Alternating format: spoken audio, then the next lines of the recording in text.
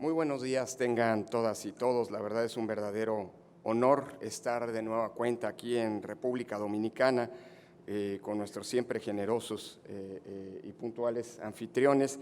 Saludo con mucho afecto a los presidentes de la Junta Central Electoral del Tribunal Superior Electoral y por supuesto a nuestro secretario técnico de Uniore que nos acompañan en esta ocasión. Saludo también a todas y todos los colegas que han recreado la democracia a lo largo del último año y medio ante una serie de desafíos inéditos, pero que, como ya bien decía Román en su intervención, se sigue consolidando y resiste estos desafíos, estos retos, recreándose pues en beneficio de nuestras sociedades. La verdad, yo creo que agradecer muchísimo, me honra muchísimo que me hayan distinguido con la posibilidad de dirigirme en este espacio, que lejos de ser una conferencia magistral es solo una charla que acabará siendo, digamos, una especie de variaciones sobre el mismo tema de lo que ya en la sesión inaugural se ha puesto sobre la mesa.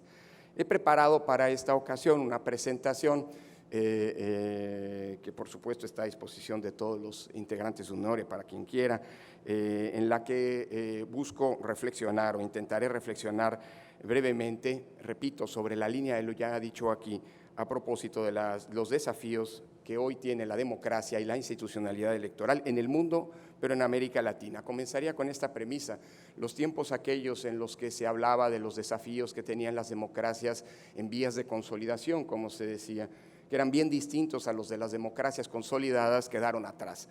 Hoy los desafíos que las democracias enfrentan en todo el mundo, incluida por supuesto en nuestra región, son muy similares y si bien presentan rasgos en ocasiones distintos, como dice Nolen, el contexto hace la diferencia, en todo caso son desafíos y retos que aquejan a las democracias a estas alturas del siglo XXI. Yo comenzaría partiendo de una premisa que a veces olvidamos. Cuando hablamos de la reflexión, de los desafíos que tienen los sistemas democráticos, que tenemos las autoridades electorales enfrente, solemos olvidarnos muchas veces del contexto y de que la democracia estaba ya, incluso antes de estos fenómenos muy recientes, padeciendo una serie de retos, de problemáticas, insisto, hoy comunes en todo el mundo, que representan un auténtico desafío para su recreación y su paulatina consolidación. La tercera ola democratizadora que abarcó la última parte del siglo pasado, si bien beneficiosa en cuanto a la expansión de la democracia como sistema político, también es cierto que trajo consigo una serie de sobrecarga de expectativas y de demandas, particularmente en los países latinoamericanos, en donde los procesos de democratización fueron vistos también como una manera de mejorar las condiciones de vida precarias y en muchos casos cargadas de problemáticas ancestrales, que no necesariamente la democracia per se como forma de gobierno da. La democracia es un régimen político que permite, a partir de la inclusión, el respeto de los derechos y la tolerancia, definir políticas públicas, pero la solución de los problemas de fondo depende de la eficacia de esas políticas públicas. Y lo que hemos visto paradójicamente, así a la par, digamos, de la expansión democrática a lo largo de la última parte, repito, del siglo XX, fue la incapacidad de resolver muchas de esas problemáticas e incluso el agravamiento de algunas de ellas. En ese sentido, digamos, los grandes problemas estructurales de nuestro tiempo, como son la desigualdad oceánica, vivimos una enorme paradoja en los tiempos que corren. Nunca antes en la historia de la humanidad se había generado tanta riqueza y nunca antes había habido índices de desigualdad tan graves como los que hoy caracterizan a prácticamente todas las sociedades en el mundo. La pobreza persistente. A pesar de muchos avances, la pobreza sigue siendo un gran flagelo, sobre todo en nuestra región, pero no únicamente. La crisis de credibilidad que han venido sufriendo las instituciones pilares de la democracia, como por ejemplo los partidos políticos y los parlamentos. No es una novedad o una característica exclusivamente latinoamericana señalar esto. Se trata de instituciones sin las cuales los parlamentos y los partidos, las democracias son simple y sencillamente impensables en su dimensión representativa, y en todo el mundo ha habido un déficit de credibilidad que ha venido disminuyendo el aprecio público, repito, por estas dos instituciones pilares de los sistemas democráticos. La violencia, que en muchos de nuestros países constituye un desafío, que representa un riesgo cotidiano para la recreación democrática. Finalmente, la democracia es per se la solución de la pluralidad y de las diferencias políticas por vías pacíficas, por definición. Ya lo decía Karl Popper, ¿no? La democracia permite el recambio, es el único régimen político que permite el recambio de los gobernantes sin derramamiento de sangre. Bueno, la violencia es literalmente la negación de la democracia y se expande peligrosamente en muchas de nuestras sociedades. Y la polarización política, que acaban siendo no un fenómeno nuevo, pero que hoy, volveré a esto más adelante, está adquiriendo tintes preocupantes para la recreación democrática. Las democracias no son la uniformidad y la conformidad social como algunos piensan. La democracia parte del reconocimiento tolerante del pluralismo y de la diversidad ideológica, de la coexistencia de la diversidad ideológica, pero evidentemente, digámoslo así, los grados de polarización que hoy estamos viendo tienen tintes profundamente autoritarios que deberían preocuparnos. Sobre esto volveré más adelante. Todo esto ha traído como consecuencia un descontento social con la democracia que vemos paulatinamente agravarse en todos los estudios de opinión pública. Mala tempora currunt, pues podríamos decir, citando a Cicerón, viendo el contexto en el que las democracias tienen que convivir en los tiempos recientes. Pero nos toca a nosotros, como ya lo decía Román, que la segunda parte del aforismo latino a la que hago referencia, sed peiora parantur, no se concrete, que no vengan tiempos peores. La democracia hoy enfrenta, y quiero enfocarme en esta charla, en 4 nuevos desafíos adicionales al contexto ya de por sí complejo que antes mencionaba. El primero tiene que ver con esta realidad que nos alcanzó a todos, que nos tomó a todos por sorpresa, sin, digámoslo así, una preparación o una previsión posible, como fue la pandemia de SARS-CoV-2, de la enfermedad de COVID-19. Esta enfermedad esta pandemia ha representado para todos los sistemas democráticos del mundo una serie de desafíos, tanto en el plano, digámoslo así, social, en general de la convivencia social, como en el plano de la recreación de la vida política en democracia, es decir, a través de su dimensión estrictamente electoral. Sabemos hoy, con dolorosos procesos de aprendizaje, que organizar elecciones implica exactamente prácticas que van al opuesto de lo que las recomendaciones sanitarias plantean, empezando por el distanciamiento social.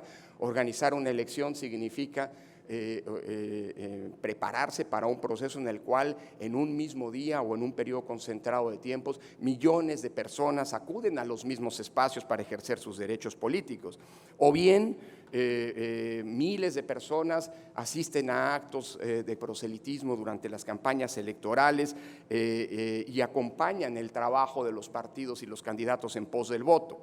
Sabemos también que la pandemia tiene una dimensión económica de la que todavía estamos en un proceso lento, ojalá y gradual y paulatino de recuperación. La pandemia trajo consigo, la crisis sanitaria trajo consigo una crisis económica que ha agravado las situaciones ya de precariedad en las que muchas de las franjas de la población de nuestras sociedades vivía o padecía. La crisis económica que ha afectado a todos los países del mundo ha traído también un incremento en los índices de pobreza y esto, digamos así, en un contexto en el que no podíamos decir que se vivía una jauja económica para todos los sectores de la sociedad.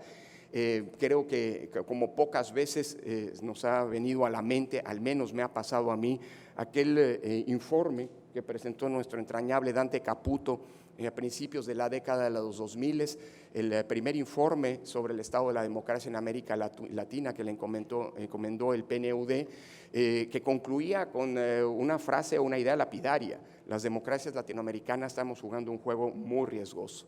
Ver cuánta desigualdad y pobreza aguantan nuestros sistemas democráticos. Bueno, todo esto, la pandemia trajo consigo también un escenario en el que estos riesgos, que no son nuevos, pueden inevitablemente agravarse. Y evidentemente todo esto en un contexto de mucha crispación social, de mucha desafección y descontento social con algunas de las prácticas políticas públicas, algunas críticas ampliamente legitimadas, pero que pueden traducirse, o hemos visto cómo peligrosamente se han traducido en, por un lado, desbordamientos sociales que salen de los cauces institucionales legítimos del derecho democrático a la protesta, y por otro lado, sobrereacciones de parte de las autoridades que han traído, digámoslo así, elevado la presión del descontento social. En este sentido, ya lo decían Joseph, ya lo decía Román en la presentación, don Ignacio también, las autoridades electorales hemos tenido que reinventarnos para poder conseguir que el ejercicio de los derechos político-electorales pudieran coexistir sin poner en riesgo el derecho a la salud, o para decirlo de otra manera, que las democracias no se convirtieran en su dimensión electoral, en particular en una víctima más de la pandemia. No me detengo mucho sobre este punto. Creo que aquí estamos todos los responsables, o buena parte de los responsables, de tener que reinventarnos, y a partir de la interacción o de la cooperación horizontal, del aprendizaje recíproco, creo que nunca como en el último año y medio las autoridades electorales nos habíamos visto las unas a las otras, pensando o tratando de identificar buenas prácticas, las mejores soluciones, las mejores maneras de enfrentar la pandemia, repito, sin claudicar en la protección y recreación de los derechos políticos que sustentan los sistemas democráticos. En términos generales, luego de un año y medio de aprendizajes dolorosos, hay una serie de buenas prácticas, algunas muy elementales, si se quiere, pero que aplicadas con puntualidad nos han permitido, repito, que la democracia no se detenga y que la recreación por la vía de las urnas del poder político pueda ocurrir a pesar de la pandemia. Ejemplos, y aquí, perdón, pongo el caso mexicano, del que estamos muy orgullosos porque ha sido hasta ahora la elección más grande de este año en América Latina. El próximo año vendrán otras, vendrá la de Brasil, quizás otra elección federal en México de revocación de mandato, pero eso lo decidirán las y los ciudadanos en su momento. Lo que quiero decir es que este ejemplo es un ejemplo que es cada vez más recurrente, el caso mexicano, en la organización de las elecciones. Aquí, como pueden ver en las gráficas de contagio, a partir de cifras oficiales, la elección del 6 de junio pasado ocurrió 3 semanas después de que comenzó la tercera oleada de la pandemia, es decir, la curva de contagios era ya ascendente. Pero el gran dato, y ese es el gran desafío que tenemos las autoridades electorales cuando organizamos elecciones, es justamente que las tendencias de las curvas de contagios no se alteren por el momento electoral. Así pasó el año pasado en Brasil, así pasó con muchas experiencias después del dramático y muy, digámoslo así, muy visto ejemplo de República Dominicana, en donde si bien los contagios aumentaron, no aumentaron de una manera desproporcionada. El gran desafío es que las curvas no se alteren. En el caso mexicano, si bien la tercera ola se detonó en los meses pasados, las 3 semanas posteriores a la jornada electoral mantuvieron la misma tendencia de progresión de la enfermedad. Ese es el gran desafío y esa es la mejor manera de generar, de construir confianza en estos tiempos difíciles entre la ciudadanía. El saber que ir a votar es seguro y que las autoridades electorales, si hay un mínimo de responsabilidad colectiva, cuidamos este punto. El segundo riesgo sobre el que quise hacer referencia es el que tiene que ver con la polarización y la intolerancia. Ya lo decía hace un momento, la polarización no es un fenómeno nuevo, inédito de nuestros tiempos, sino que ha acompañado a la vida democrática, a la vida política y particularmente a la vida democrática a lo largo del tiempo. Las campañas electorales son espacios naturales en donde los distintos puntos de vista, las distintas posturas se confrontan entre sí en pos del voto ciudadano. Es normal que cuando hay una recreación del poder público, incluso en democracias, exista una tendencia a la polarización de los puntos de vista. Sin embargo, lo que sí es nuevo, peligroso y delicado es que esa polarización, insisto, que podríamos decir es característica de la contienda por el poder político, incluso en democracias, se ha visto aderezada por un peligroso componente, tampoco nuevo, pero profundamente antidemocrático, que es la intolerancia. Si hay un valor o aún un antivalor democrático por excelencia, es justamente el de la intolerancia. Y hoy la polarización dista mucho ya de ser la contraposición de posturas o de puntos de vista distintos, de proyectos políticos distintos que se contraponen, que se confrontan de cara a la ciudadanía. En muchos casos, esta polarización hoy, aderezada con la intolerancia, lleva a la descalificación del contrario, a su, digamos así, a la erosión de su respetabilidad e incluso a la asunción de que los contendientes en la arena política no son adversarios, sino son enemigos.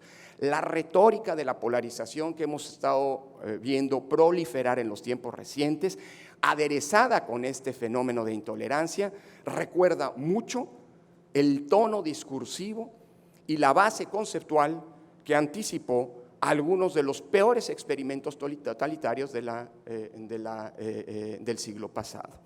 Creo que frente a eso, las autoridades electorales no podemos ser ajenos. Es un fenómeno que tenemos que reconocer, que tenemos que advertir y del que tenemos que ocuparnos, porque frente a la polarización no hay soluciones únicas, sino simple y sencillamente una refractariedad de la propia sociedad frente a la proliferación de valores autoritarios. Y la polarización, además, tiende a agravarse en tiempos, digamos, de emergencia, en donde suelen, como los de la pandemia, en donde ponerse en acto medidas extraordinarias que, si bien son lícitas en los sistemas democráticos, tienen que estar también aparejadas de los debidos controles al ejercicio del poder. Un tercer punto sobre el que hemos en estos espacios hablado una y otra vez tiene que ver con el contexto de desinformación y de fake news, de noticias falsas que vivimos en los tiempos recientes. También aquí, la mentira no es un fenómeno nuevo, la mentira ha acompañado la política desde sus propios orígenes, con distintas formas de denominación, de la demagogia, etc. La mentira no es nueva, pero lo que es nuevo es el contexto propiciado por la proliferación de las redes sociales y el acceso al Internet, en donde, digamos, esas mentiras, esos discursos de odio que siempre han estado presentes pueden adquirir unos tonos y unos niveles de erosión democrática realmente preocupantes. Creo que hoy han quedado muy atrás los tiempos en los que ilusamente, ante la irrupción de las redes sociales, hace una década y media, había quienes señalaban que era inevitable el advenimiento de la e-democracy.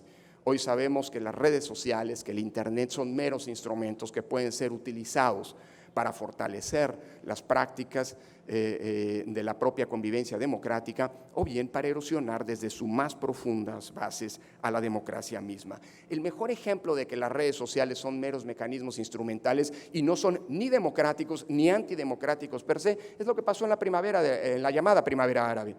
A mediados de la década pasada, uno tras otro los regímenes autoritarios como fichas de dominó fueron cayendo en el norte de África y colocaron a esos regímenes autoritarios en una situación de crisis. La capacidad que las redes permitían para generar grandes movilizaciones, eludiendo los mecanismos represivos de esos regímenes, provocó, insisto, su caída. Y sin embargo, hoy ninguno de los países de la primavera árabe, salvo tal vez Túnez, que ha concentrado todos los esfuerzos de la Unión Europea, de organismos multilaterales para tratar de generar una especie de cuña que permita un contagio democrático en la región, salvo el caso de Túnez, y eso con muchos corchetes, ¿no?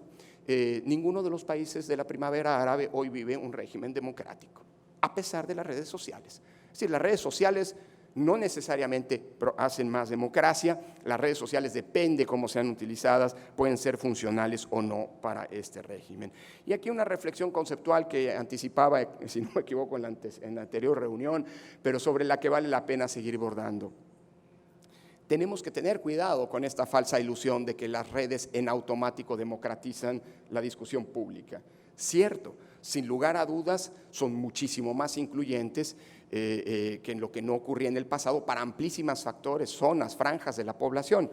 Pero también es cierto que las redes sociales generan una falsa ilusión digámoslo así, de inclusión en la discusión pública. Muchas veces cuando uno lanza un tuit piensa que le está hablando al mundo, cuando en realidad le está hablando a un bolsón muchas veces autorreferencial de seguidores o de personas que pensamos lo mismo. Y pocos en este contexto son capaces de trascender esos distintos bolsones y hablarle a distintas audiencias dentro del ámbito digital. Los influencers o los que tienen dinero.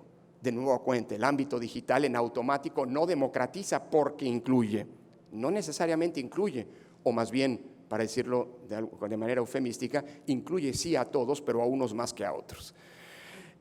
Las redes sociales, además, implican que no se cumplan dos, al menos, de las bases fundamentales de la discusión democrática, de una discusión democrática. Demos por bueno que las redes incluyen, con la premisa que ya mencionaba. Pero la discusión democrática también requiere una base mínima de información que coloque a los deliberantes en un mismo plano de entendimiento. Déjame decirlo así.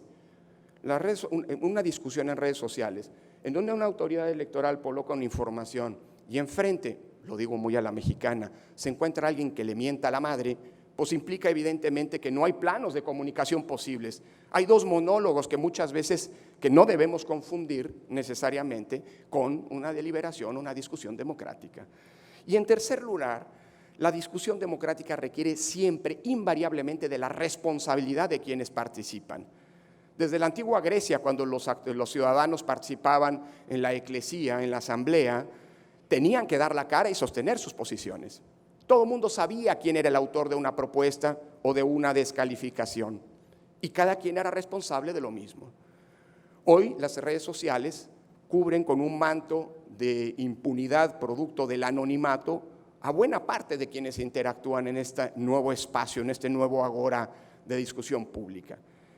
Y eso no quiere decir que las redes sociales tengamos que excluirlas del contexto actual. Las redes sociales llegaron para quedarse. El gran problema es cómo logramos, en el mejor de los sentidos, si se me permite la expresión, democratizar las redes sociales. Y esto pasa por un uso responsable, un uso, digámoslo así, en el que estas características mínimas de la discusión y del debate democrático puedan recrearse. No me detengo mucho sobre el tema porque hemos avanzado horas y horas de discusión sobre estos asuntos. No hay una solución única, hay dos grandes modelos, un modelo que apunta a la criminalización, digámoslo así, a la regulación y al prohibicionismo, un modelo que, digamos, muchos hemos identificado a partir del patrón francés, y otro modelo que ha sido el que hemos seguido esencialmente las autoridades latinoamericanas, electorales latinoamericanas, que es el de tratar de combatir la desinformación con información. Es decir, no con una lógica y con una serie de reglas que nos pueden colocar en una delicada situación que es la frontera de la libertad de expresión y frente a la censura, sino a tratar de contrarrestar la desinformación que cunde en redes, pero no solo, estas narrativas como por ejemplo la del fraude, que buscan solamente en muchas ocasiones autojustificar narrativas en caso de ser necesarias a partir de derrotas electorales, construyendo, digámoslo así, en el imaginario colectivo que las cosas no están funcionando en el sistema electoral y no necesariamente apostar a bajar el switch, que no es una solución particularmente democrática, para decirlo de alguna manera.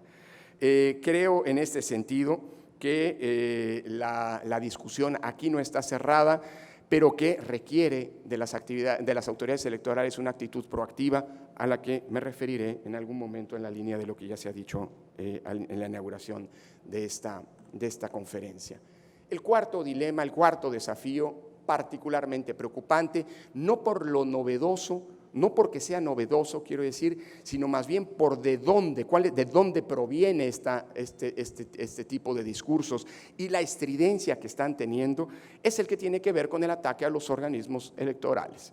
Ataques que van directamente enfocados, como ya se mencionaba, a tratar de minar la autonomía, de debilitarlos o en todo caso de construir narrativas que puedan ser utilizadas por los actores políticos a partir de los resultados electorales. Y aquí lo digo con mucha preocupación y lo digo también como una autoridad que en primera persona ha vivido este fenómeno.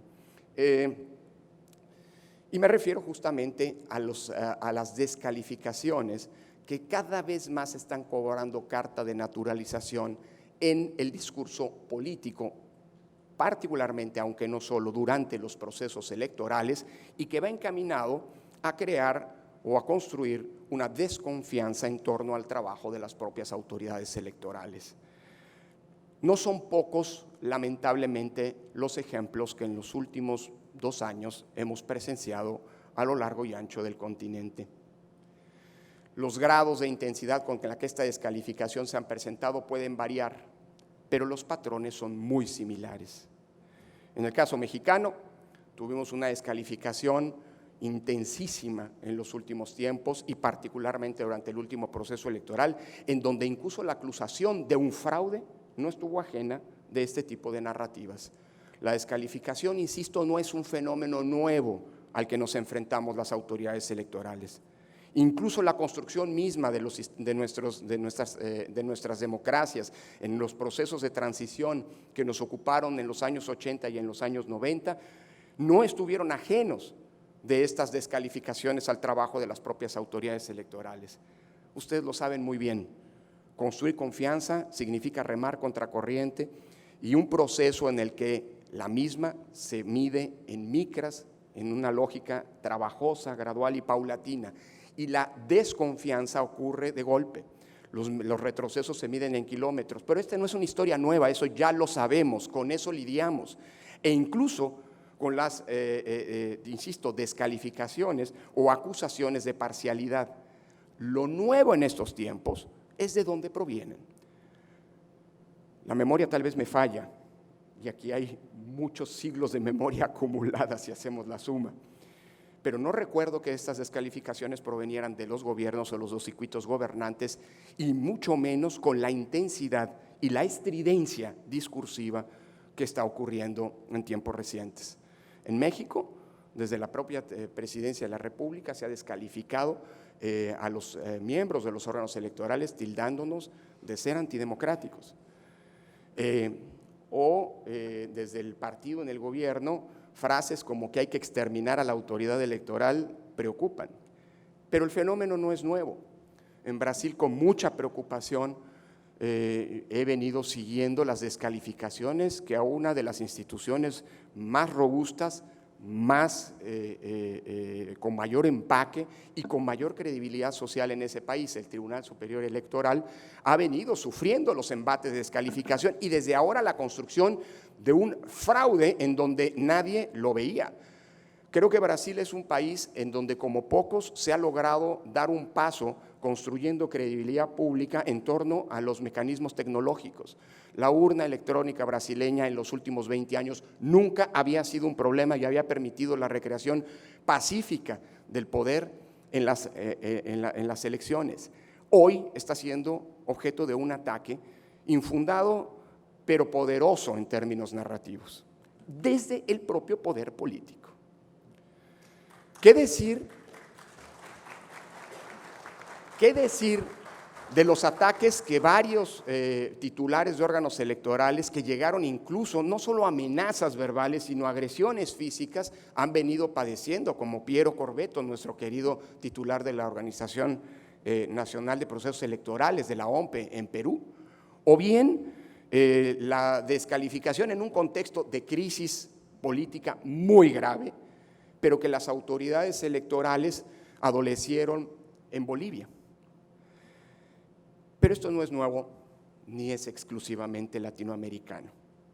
Este es un fenómeno propio de la demagogia antidemocrática y de la narrativa contraria a la estabilidad, digámoslo así, política de nuestras naciones y sobre todo contraria a la, digámoslo así, a la natural e inevitable lealtad a las reglas del juego democrático que de parte de los actores políticos es indispensable.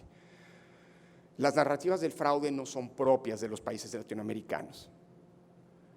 Y no estoy hablando de los tiempos en donde no solamente eran justificadas, sino eran las banderas inevitables de los procesos de democratización.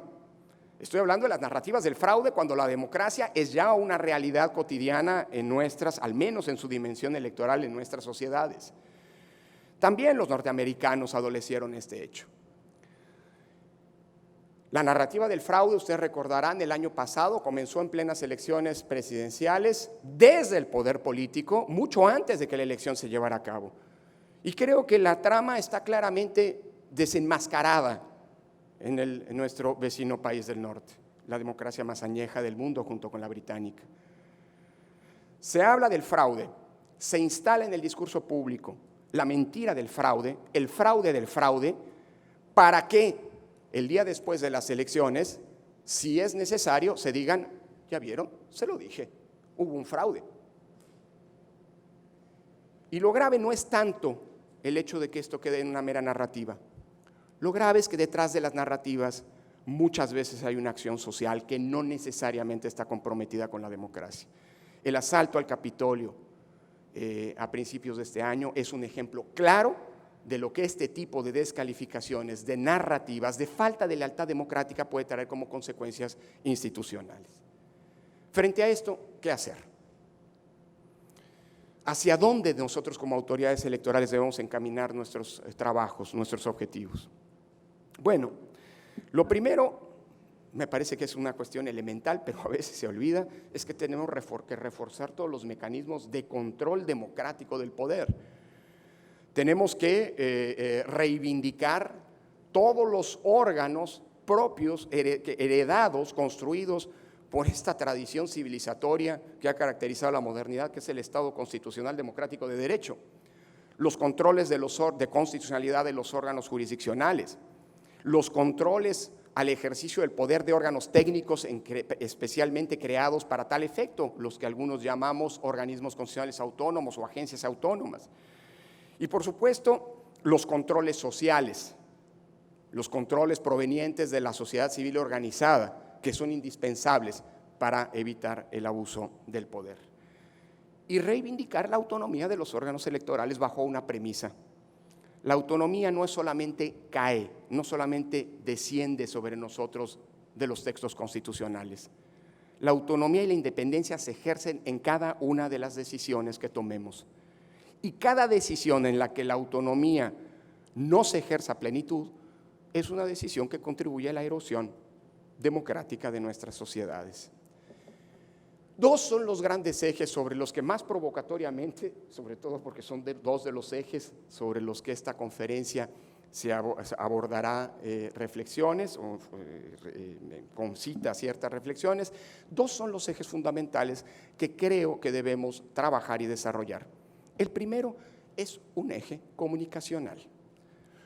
Todos los grandes desafíos que he mencionado, los 4 grandes desafíos que he mencionado y que no pretenden ser exhaustivos, que están allí, que todos hemos padecido y puede haber muchos otros, todos tienen inevitablemente una dimensión comunicacional que es responsabilidad de las autoridades electorales. Explicarle a la ciudadanía que votar es seguro si se siguen ciertos protocolos sanitarios. Confrontar la polarización política tratando de enfocar los esfuerzos, la atención de la sociedad en ese punto de confluencia que no es el centro político ni el centro ideológico, es el centro como el punto de encuentro inevitable en una democracia.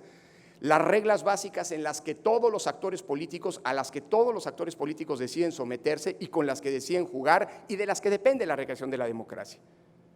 Por supuesto, la confrontación de las noticias falsas, la necesidad de informar para combatir la desinformación. Y finalmente también el cómo enfrentar estos ataques y descalificaciones a las autoridades electorales requieren de una enorme capacidad comunicacional. Las autoridades electorales no podemos utilizar nuestros aparatos de comunicación solamente para responder una descalificación o explicar un problema, porque eso es una actitud reactiva. Esto es de alguna manera hacer un control de daños. Hoy las autoridades electorales, para las autoridades electorales, las oficinas de comunicación, me parece, son tan relevantes como las oficinas técnicas que permiten la organización de las elecciones en condiciones de certeza y credibilidad. Eso por lo que hemos trabajado durante 30 años y que se ha conseguido de manera bastante homogénea y generalizada en nuestro continente, es decir, una capacidad técnica para organizar elecciones que permite condiciones y garantías para el ejercicio del voto libre y que sean las y los electores y nadie más que ellos quienes decidan quiénes ganan una elección y ocupan un cargo público, hoy son tan importantes como las capacidades comunicacionales. Frente a las narrativas de descalificación, las narrativas que utilizan los nuevos mecanismos de la desinformación para minar la credibilidad en torno a un proceso electoral, las autoridades electorales debemos ser capaces de construir contranarrativas, discursos bien articulados, fundados por supuesto en datos y objetividad, centrados en una capacidad de muchas veces, explicar procesos técnicamente muy complejos. Organizar elecciones se ha vuelto una actividad técnica muy sofisticada y es muy difícil muchas veces que esos procesos sean comprensibles, asequibles para un ciudadano de a pie. Pues las autoridades electorales tenemos que desplegar todas nuestras capacidades para que esos procesos técnicos sean comprensibles, porque sobre esos procesos técnicos es que se funda la integridad electoral y sobre todo las garantías, repito, del respeto al voto en nuestras democracias. Las autoridades electorales tenemos que convertirnos no solamente en poderosas agencias de comunicación para colocar, no digo de propaganda, la propaganda se la dejo a alguien más, a los actores políticos. Hablo de comunicación para que la propia sociedad vaya poco a poco ganando confianza en torno a los procesos electorales y en torno a las autoridades encargadas de desarrollarlos. Las autoridades electorales tenemos que convertirnos o desplegar capacidades inéditas, pedagógicas y de explicación pública. Y sí, muchas veces eso implica simplificar discursos. En los tiempos de las redes sociales, muchas veces la credibilidad de un proceso electoral puede tener o depender de la capacidad de una autoridad electoral de transmitir un mensaje de confianza en torno a las elecciones en un breve video de TikTok. Esos son los nuevos tiempos. Y no podemos pretender que solo hacer bien nuestro trabajo en la dimensión técnica y operativa, organizacional de los procesos electorales sea suficiente para granjearnos la confianza ciudadana y poder desmontar las acusaciones que muchas veces se ciernen sobre la integridad electoral. Tenemos que desplegar nuevos mecanismos, nuevas capacidades narrativas que son indispensables hoy para poder propiciar justamente esa integridad. Y en segundo lugar, y aquí más de manera provocatoria, mi querido Joseph, está el de la observación electoral, el plano de la observación electoral. La observación electoral, sobre todo la internacional, ha acompañado todos los procesos de democratización de nuestras sociedades. Y hoy se vuelve fundamental, pero tenemos que replantearnos qué tipo de observación electoral necesitamos. Porque la observación electoral ya no solo, porque seguirá siempre siéndolo, implica el seguimiento a las decisiones, a las buenas prácticas o a los procesos que las autoridades electorales desplegamos durante la organización y el desarrollo de una elección. Eso seguirá siendo parte consustancial de la observación electoral y en consecuencia las recomendaciones, las preocupaciones que en esta lógica de cooperación, pero también de contexto de exigencia horizontal desde nuestros pares, se nos realizan como autoridades electorales. Hoy la observación electoral requiere de una dimensión distinta. La observación electoral también lo fue, pero hoy debe repensarse como un mecanismo también de construcción de democracia y de fortalecimiento de la democracia misma. Se trata de plantear a la observación, insisto, sin olvidarse de aquella tradicional o convencional, como queramos llamarla, se trata de transformar a la observación en un espacio de acompañamiento y cierre de filas de las autoridades electorales con otras autoridades electorales. Se trata de generar contextos de exigencia, sí, sin duda, a las propias autoridades electorales. Una autoridad electoral que se sabe observada es una autoridad que está obligada a hacer mejor su trabajo, a aprender de sus propios errores, a retomar las buenas prácticas que los informes de las misiones de observación le señalan. Sin duda, la observación electoral genera, así se pensó y así debe seguir siendo, contextos de exigencia para las autoridades electorales, pero también significan y deben significar contextos de exigencia y costos en el ámbito internacional para aquellos actores políticos que sean desleales con las reglas de la democracia. La observación electoral también tiene una finalidad política, que no una intencionalidad política, que es la de preservar y contribuir a la preservación de los sistemas democráticos. Sí hay una responsabilidad colectiva, sobre todo porque si no lo hacemos, si no tenemos este espacio, si Unión no constituye un espacio de solidaridad entre nosotros, el día después, cuando nos pase, cuando suframos estos ataques, no tendremos a quienes nos acompañen. Y creo que la observación electoral necesita también adquirir tintes de una, digamos así, clara y comprometida intencionalidad democrática. En suma, termino, inevitable con una referencia parroquial. Las elecciones mexicanas, a pesar de todas las problemáticas que enfrentamos, fueron una vez más elecciones exitosas, en donde a pesar de la pandemia, de la polarización, de las noticias falsas, de las narrativas del fraude y de los ataques a la institucionalidad electoral, entregó buenas cuentas a la sociedad mexicana. Así lo revelan los muchos informes de las misiones de observación electoral, muchos de ellos actuando ya en esta nueva dimensión, ya no solamente del acompañamiento en términos de autoridades electorales, sino también de especialistas que manifestaron a lo largo de todo el proceso electoral y durante las campañas electorales las preocupaciones, pero también enfatizaron las fortalezas del sistema electoral mexicano. Y ahí están los informes. Allí está el reconocimiento esencialmente a tres cosas, y que se ha replicado, por cierto, elección tras elección de las que se han realizado en América Latina. Al compromiso democrático de nuestras sociedades, a la capacidad técnica de las autoridades electorales y a la posibilidad, al buen aprendizaje, a las buenas prácticas que concretadas nos han permitido que en la pandemia las elecciones no se detengan. Las expresiones de las misiones de observación han sido múltiples.